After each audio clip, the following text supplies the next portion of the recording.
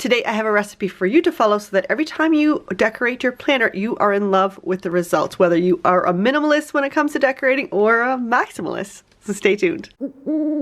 Hello and welcome back to my channel. Today we are decorating our planners and I have 7 tips for you that you can use together or alone to help make your pages look better and you are happier with the design when you're finished, and you'll enjoy it all the week through. So we're in June and July for this video, and that's because I had more time back then to actually decorate and do things the way I wanted to. The fall has been a little bit busy, so I'm using examples from the summer. But these tips you can use whenever, any time of the year. It has nothing to do with the actual stickers, but how you place them and what you do with them. Okay, so let's jump right in. Number 1 and number 2 are very similar, and that is to mix things on your page. Don't use the same sticker over and over. You want to have a bit of variety. So number 1 is to mix sizes of stickers or whatever element you're using. So you see I have this, these two are basically the same size, but then this one is smaller. These are about the same size, but then I have these tiny little dots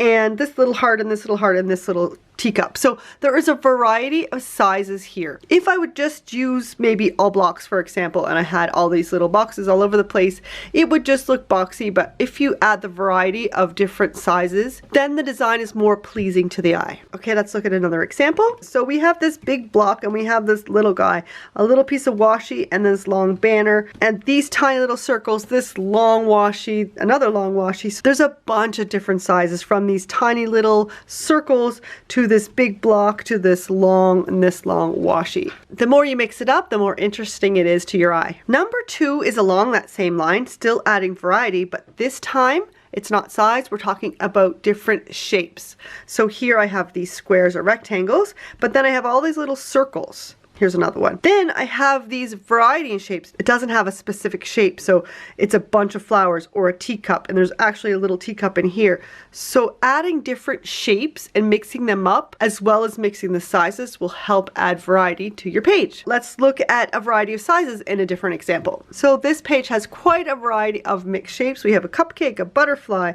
well, we have some squares and some rectangles, a banner, a bicycle, and the circles here. So it's a mix, it's a variety that leads your design to be more pleasing to the eye. Number 3 is to have some sort of emphasis on your page, some focal point where your eye goes to first. And if you close your eyes right now and then open them up and look at this page, your eye will be drawn to these 2 blocks here. So you've got this square block and the teacup, and together there are the focal point.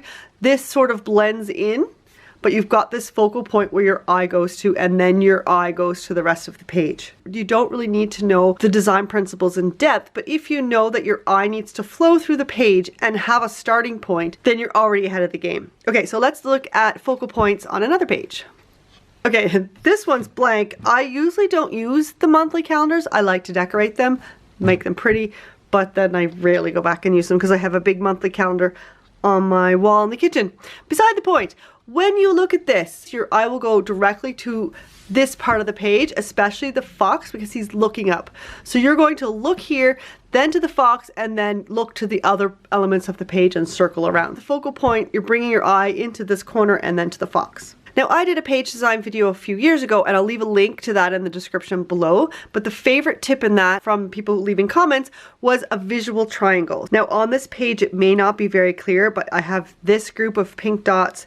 These 2 pink elements are sort of close together, and then another pink one here. So that is a visual triangle, but let's look at a clearer example on another page. So if you look on the opposite page of this one, now I try to make my 2 pages match and go well together, but when I'm actually planning, my book is closed, so I have this page as its own design and this page as its own design, but together they match. So I will use the design principles on one side and the design principles on the other side and have them as their own unit, but then have them matching. That's a little bonus tip. Okay, now this page has a ton of visual triangles. So we have the pinks, this light pink, so we have it here, here, and here. We have these darker pink hearts here, here, and here. There's also green here, here, and here. Oftentimes when I put something down, like say I did this first and I had this dreaming flag, and then say I've put the heart here, I'll think, well, I need a third one, so then that's why this guy will be here. There's also smaller ones, so I even have one within this cluster, so there's 3 hearts here that are a visual triangle within this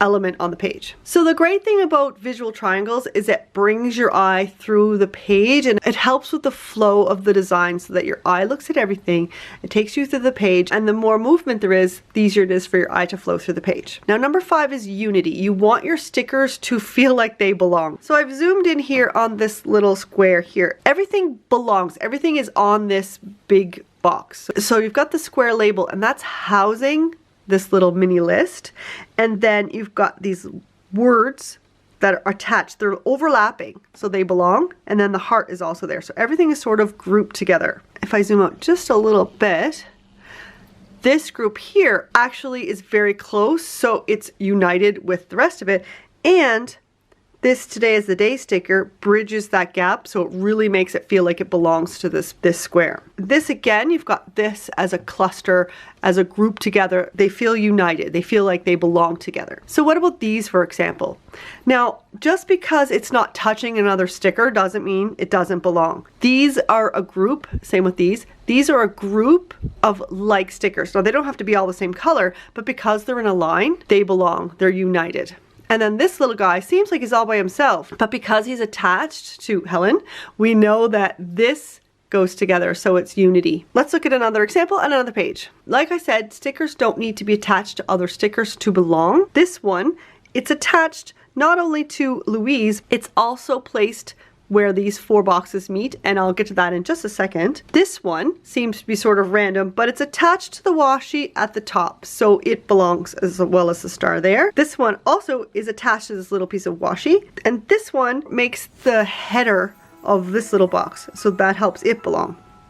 This one, the same as this one, and this guy is attached to that piece of washi. So everything, even though they may not be touching, they still belong. If you want your design to look cohesive, it's okay to sprinkle stickers around as long as you do it strategically. Contrast, I think, can be an easy one because normally we are writing in black pen on white paper, so there's automatically contrast, but you can use contrast in many ways. I like to use contrast mostly with color. You can do it with size or anything else, but let's stick with color for today. These look good together because these contrast. They contrast, but they also go together. You don't want something that's jarring, a color that really doesn't go, but you want a color that is contrasting. Again, with this dark pink against it, there's a contrast there, but again, they still go together. All right, let's change to another page to have a better look. One of my favorite ways to add contrast to a page is black and white washi, and oftentimes if you've seen my videos or my Instagram, you'll see that I use a lot of black and white washi, whether